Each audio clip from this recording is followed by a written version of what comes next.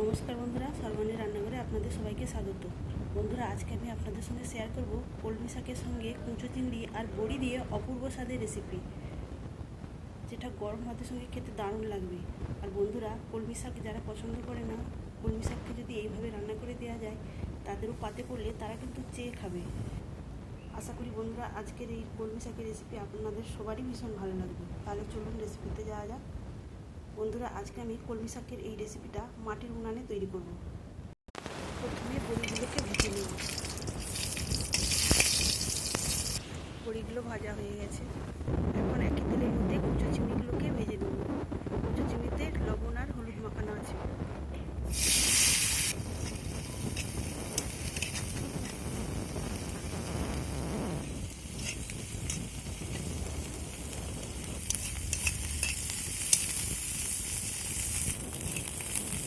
চিংড়িগুলো এইভাবে ভেজে নিয়েছি। এখন এগুলোকে একটা বাটিতে তুলে নেব। বাটিতে তুলে নিয়েছি কুচো চিংড়িগুলো। কড়াতে আবার দিয়ে দিলাম সর্ষের তেল। এখন এই আলু আর কুমড়োগুলো ভেজে নিই।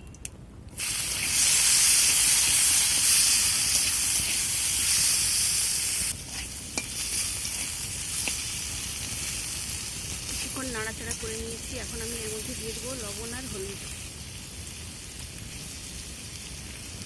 আবারও নেড়ে চেড়ে নেব।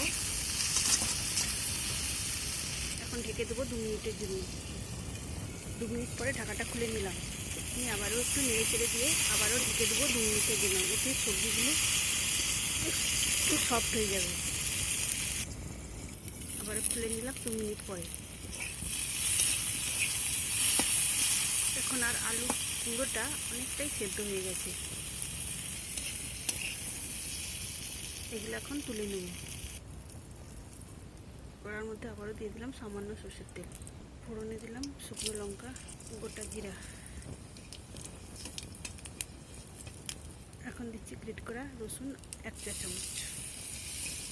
এটাকে একটু ভেজে নেব কাঁচা গন্ধ চলে যাওয়া পর্যন্ত।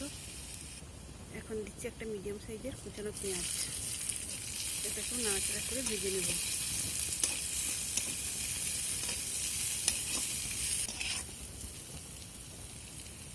এখন দেবো 1/2 চা চামচ জিরা গুঁড়ো, 1/2 চা চামচ ধনিয়া গুঁড়ো, সামান্য লঙ্কার গুঁড়ো আর দেবো পরিমাণ মতো হলুদের গুঁড়ো।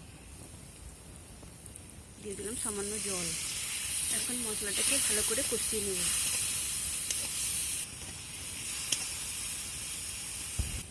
মশলাটা সুন্দরভাবে কষানো হয়ে গেছে আর মশলা থেকে তেলও ছেড়ে দিয়েছে।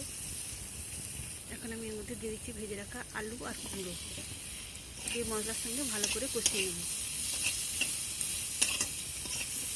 কিছুক্ষণ কষিয়ে নেওয়ার পর এখন আমি দিয়ে দিচ্ছি এর মধ্যে কুচানো কলমি শাক। সব কিছু আবারও ভালো করে নেড়ে চেড়ে নেব। সব কিছু ভালো করে মিশিয়ে নিয়েছি। এখন ঢেকে দেবো 5 মিনিটের জন্য। 5 মিনিট আগে ঢাকাটা খুলে নিলাম। এখন আমি এর মধ্যে দিয়ে দিচ্ছি ভেজে রাখা বড়ি আর দিয়ে দিলাম ভেজে রাখা কুচো চিংড়ি। দিয়ে দিলাম পরিমাণ মতো নুন। সব কিছু ভালো করে নেড়ে চেড়ে মিশিয়ে নেব। যেহেতু ভাজার সময় আলু কুমড়োটা অনেকটাই সেদ্ধ হয়ে এসেছে, তাই দিয়ে দিচ্ছি সামান্য জল। দিয়ে সব কিছু আবারও মিশিয়ে নিলাম। দিয়ে এখন ঢেকে দিলাম 2 মিনিটের জন্য। 2 মিনিট পরে ঢাকাটা খুলে নিলাম। আর এখানে দেখুন বন্ধুরা, আলু আর কুমড়ো একদম সম্পূর্ণভাবে সেদ্ধ হয়ে গেছে। এখন দিয়ে দিচ্ছি সামান্য চিনি। চিনিটা এই সবজির সঙ্গে ভালো করে মিশিয়ে নিতে হবে। তো বন্ধুরা, আপনারা তো কলমি শাক রান্না করেন, একবার এইভাবে রান্না করে দেখবেন। আর এটা গরম গরম ভাতের সঙ্গে খেতে অপূর্ব লাগবে। বন্ধুরা, আজকে এই কলমি শাকের রেসিপি আপনাদের ভালো লাগলে অবশ্যই একটা লাইক দেবেন।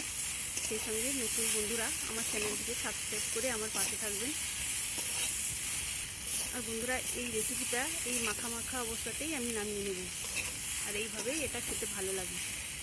তৈরি হয়ে গেল আমার কলমি শাকের সঙ্গে চিংড়ি মাছ আর বড়ি দিয়ে অপূর্ব স্বাদের রেসিপি।